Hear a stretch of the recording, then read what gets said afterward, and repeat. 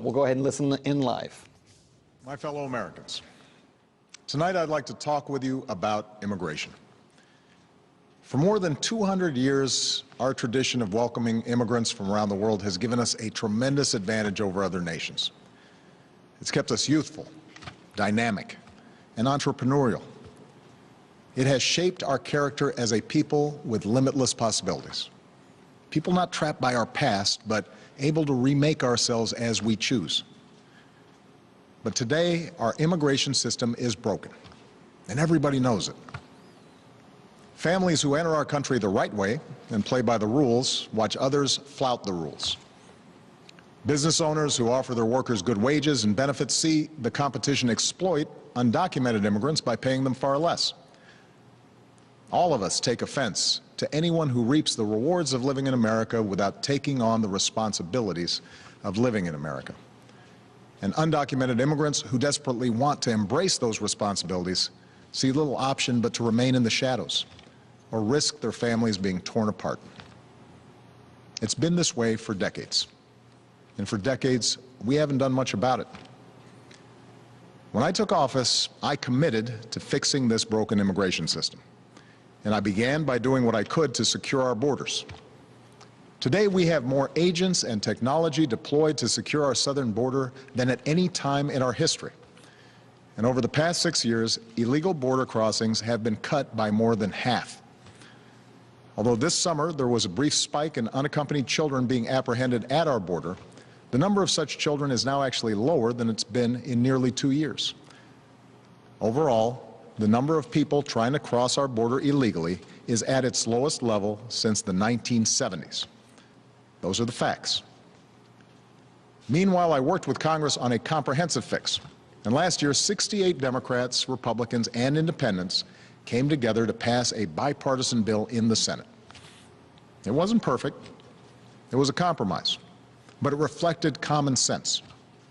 It would have doubled the number of Border Patrol agents, while giving undocumented immigrants a pathway to citizenship if they paid a fine, started paying their taxes, and went to the back of the line. And independent experts said that it would help grow our economy and shrink our deficits. Had the House of Representatives allowed that kind of bill a simple yes or no vote, they would have passed with support from both parties. And today it would be the law. But for a year and a half now, Republican leaders in the House have refused to allow that simple vote. Now, I continue to believe that the best way to solve this problem is by working together to pass that kind of common sense law. But until that happens, there are actions I have the legal authority to take as president, the same kinds of actions taken by Democratic and Republican presidents before me, that will help make our immigration system more fair and more just. Tonight, I'm announcing those actions. First, we'll build on our progress at the border with additional resources for our law enforcement personnel so that they can stem the flow of illegal crossings and speed the return of those who do cross over. Second, I'll make it easier and faster for high-skilled immigrants, graduates, and entrepreneurs to stay and contribute to our economy, as so many business leaders have proposed. Third, we'll take steps to deal responsibly with the millions of undocumented immigrants who already live in our country. I want to say more about this third issue because it generates the most passion and controversy. Even as we are a nation of immigrants, we're also a nation of laws. Undocumented workers broke our immigration laws, and I believe that they must be held accountable, especially those who may be dangerous. That's why over the past 6 years, deportations of criminals are up 80%. And that's why we're going to keep focusing enforcement resources on actual threats to our security. Felons, not families. Criminals, not children. Gang members, not a mom who's working hard to provide for her kids. We'll prioritize, just like law enforcement does every day. But even as we focus on deporting criminals, the fact is millions of immigrants in every state, of every race and nationality, still live here illegally. And let's be honest, tracking down, rounding up, and deporting millions of people isn't realistic. Anyone who suggests otherwise isn't being straight with you. It's also not who we are as Americans. After all, most of these immigrants have been here a long time. They work hard, often in tough, low-paying jobs. They support their families. They worship at our churches. Many of their kids are American-born or spent most of their lives here. And their hopes, dreams, and patriotism are just like ours. As my predecessor, President Bush, once put it, they are a part of American life. Now, here's the thing. We expect people who live in this country to play by the rules. We expect that those who cut the line will not be unfairly rewarded. So we're going to offer the following deal. If you've been in America for more than 5 years, if you have children who are American citizens or legal residents, if you register, pass a criminal background check, and you're willing to pay your fair share of taxes, you'll be able to apply to stay in this country temporarily without fear of deportation. You can come out of the shadows and get right with the law. That's what this deal is. Now let's be clear about what it isn't. This deal does not apply to anyone who has come to this country recently. It does not apply to anyone who might come to America illegally in the future. It does not grant citizenship or the right to stay here permanently or offer the same benefits that citizens receive. Only Congress can do that. All we're saying is we're not going to deport you. I know some of the critics of this action call it amnesty. Well, it's not. Amnesty is the immigration system we have today. Millions of people who live here without paying their taxes or playing by the rules, while politicians use the issue to scare people and whip up votes at election time. That's the real amnesty, leaving this broken system the way it is. Mass amnesty would be unfair. Mass deportation would be both impossible and contrary to our character. What I'm describing is accountability, a common-sense middle ground approach. If you meet the criteria, you can come out of the shadows and get right with the law. If you're a criminal, you'll be deported. If you plan to enter the U.S. illegally, your chances of getting caught and sent back just went up. The actions I'm taking are not only lawful, they're the kinds of actions taken by every single Republican president and every single Democratic president for the past half-century. And to those members of Congress who question my authority to make our immigration system work better, or question the wisdom of me acting where Congress has failed, I have one answer. Pass a bill. I want to work with both parties to pass a more permanent legislative solution. And the day I sign that bill into law, the actions I take will no longer be necessary. Meanwhile, don't let a disagreement over a single issue be a deal breaker on every issue. That's not how our democracy works. And Congress certainly shouldn't shut down our government again just because we disagree on this. Americans are tired of gridlock. What our country needs from us right now is a common purpose, a higher purpose. Most Americans support the types of reforms I've talked about tonight, but I understand the disagreements held by many of you at home.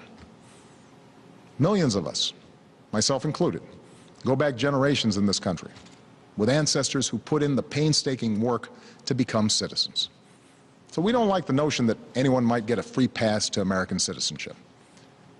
I know some worry immigration will change the very fabric of who we are, or take our jobs, or stick it to middle-class families at a time when they already feel like they've gotten the raw deal for over a decade. I hear those concerns. But that's not what these steps would do. Our history and the facts show that immigrants are a net plus for our economy and our society. And I believe it's important that all of us have this debate without impugning each other's character. Because for all the back and forth of Washington, we have to remember that this debate is about something bigger. It's about who we are as a country and who we want to be for future generations. Are we a nation that tolerates the hypocrisy of a system where workers who pick our fruit and make our beds never have a chance to get right with the law? Or are we a nation that gives them a chance to make amends, take responsibility, and give their kids a better future? Are we a nation that accepts the cruelty of ripping children from their parents' arms? Or are we a nation that values families and works together to keep them together? Are we a nation that educates the world's best and brightest in our universities only to send them home to create businesses in countries that compete against us? Or are we a nation that encourages them to stay and create jobs here, create businesses here, create industries right here in America? That's what this debate is all about. We need more than politics as usual when it comes to immigration. We need reasoned, thoughtful, compassionate debate that focuses on our hopes, not our fears. I know the politics of this issue are tough, but let me tell you why I have come to feel so strongly about it. Over the past years, I've seen the determination of immigrant fathers who worked 2 or 3 jobs without taking a dime from the government and at risk any moment of losing it all just to build a better life for their kids. I've seen the heartbreak and anxiety of children whose mothers might be taken away from them just because they didn't have the right papers. I've seen the courage of students who, except for the circumstances of their birth, are as American as Malia or Sasha, students who bravely come out as undocumented in hopes they could make a difference in the country they love. These people, our neighbors, our classmates, our friends, they did not come here in search of a free ride or an easy life. They came to work and study and serve in our military and above all contribute to America's success. Now, tomorrow I'll travel to Las Vegas and meet with some of these students, including a young woman named Astrid Silva. Astrid was brought to America when she was 4 years old. Her only possessions were a cross, her doll, and the frilly dress she had on. When she started school, she didn't speak any English. She caught up to other kids by reading newspapers and watching PBS. And she became a good student. Her father worked in landscaping. Her mom cleaned other people's homes. They wouldn't let Astrid apply to a technology magnet school, not because they didn't love her, but because they were afraid the paperwork would out her as an undocumented immigrant. So she applied behind their back and got in. Still, she mostly lived in the shadows until her grandmother, who visited every year from Mexico, passed away. And she couldn't travel to the funeral without risk of being found out and deported. It was around that time she decided to begin advocating for herself and others like her.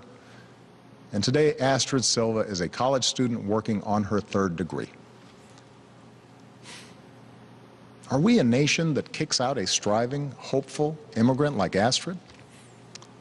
Or are we a nation that finds a way to welcome her in? Scripture tells us that we shall not oppress a stranger, for we know the heart of a stranger. We were strangers once too. My fellow Americans, we are and always will be a nation of immigrants. We were strangers once too. And whether our forebears were strangers who crossed the Atlantic or the Pacific or the Rio Grande, we are here only because this country welcomed them in and taught them that to be an American is about something more than what we look like or what our last names are or how we worship. What makes us Americans is our shared commitment to an ideal, that all of us are created equal, and all of us have the chance to make of our lives what we will.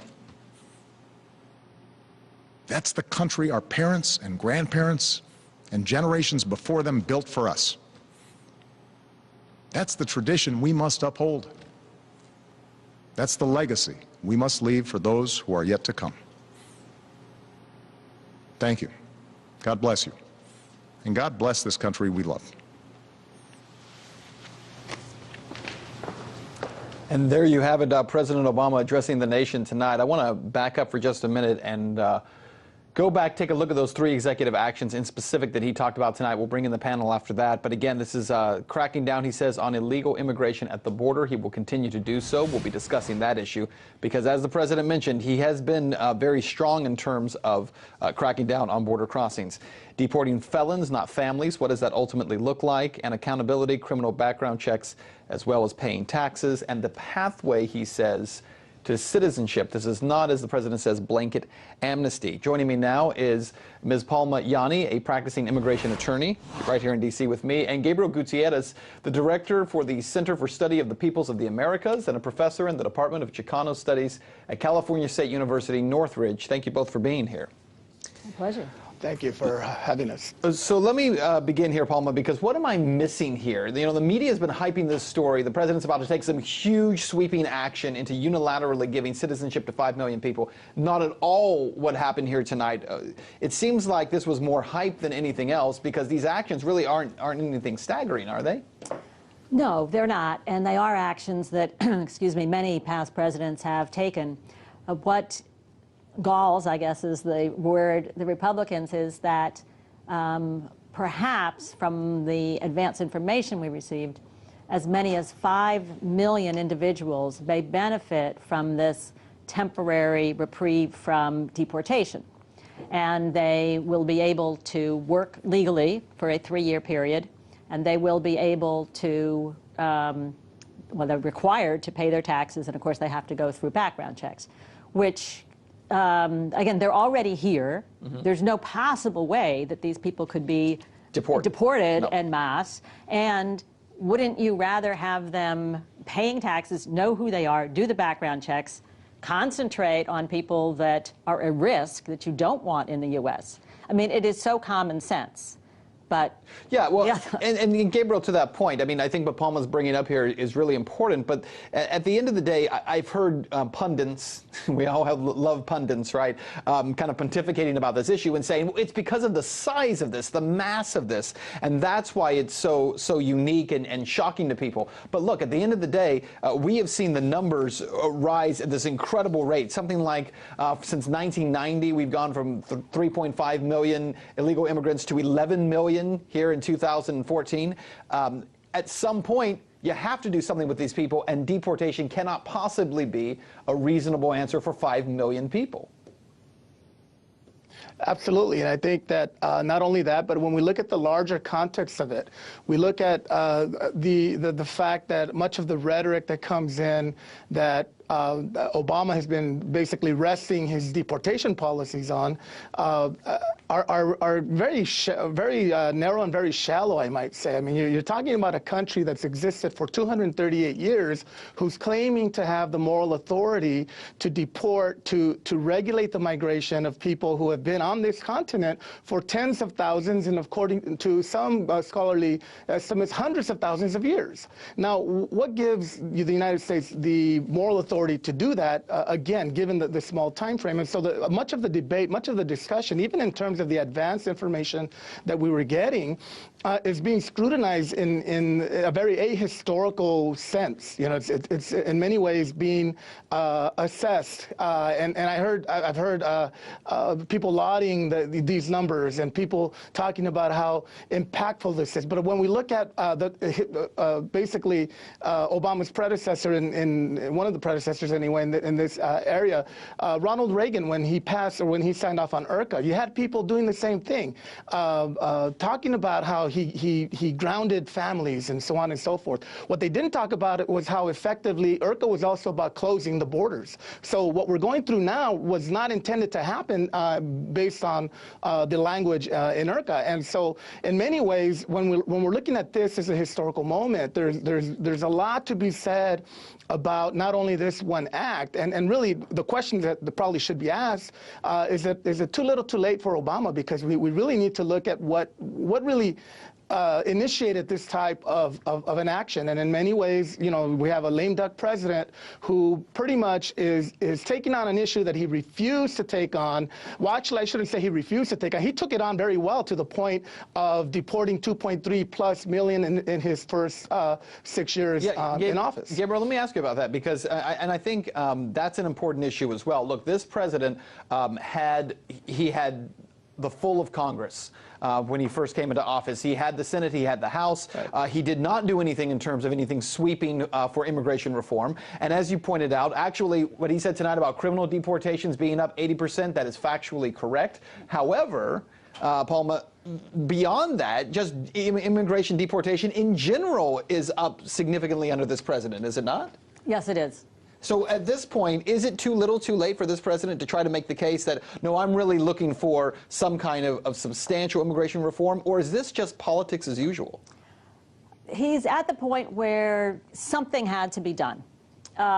Because, and it's not just politics. I mean, the system, as everybody keeps saying, is broken. Mm-hmm. And he really did. I mean, we got a bill that, you know, nobody loved through the Senate because it was a compromise, as he mentioned, and the House simply wouldn't move.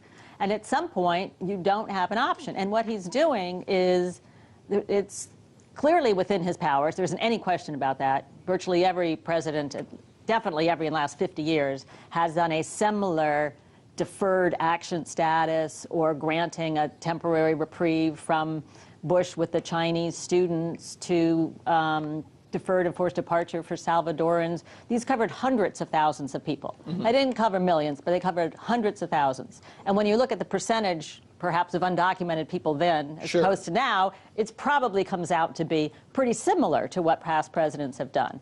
And again, it's just, it's collecting the taxes, it's doing the background checks so you actually know who's here, and then having people, if you strengthen with the IRCA problem that was mentioned by our other panelist, was when you can be employed under the table, and you're not necessarily paying taxes, and employers are not paying minimum wage, let alone a fair wage, that has a negative effect across the economy.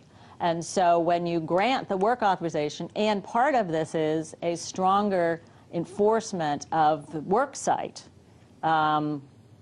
documentation to make sure that people will be authorized to work then in order to get jobs, that is one of the major things that stops the influx, which is already much lower than it's been, of it stops the influx of the new immigrants, because if you can't work, and people come here to work. And you make the point that the influx right now is actually lower, and it is lower than it has been. This past summer, there was an anomaly, certainly, with those undocumented children who were coming here without parents and guardians. But that was an anomaly in terms of the system, not what necessarily Drudge Report would tell you, but that was an anomaly in the system. Gabriel, though, it sounds like, I mean, clearly you're frustrated, and I think a lot of folks are frustrated with this president and where he's been. But let me ask you this: he talks about, you know, we can't just leave essentially a permanent underclass of people, which is what we have right now in this country, and people who are abused through this system. What can this president do through this process that you would say at least he's taking that step?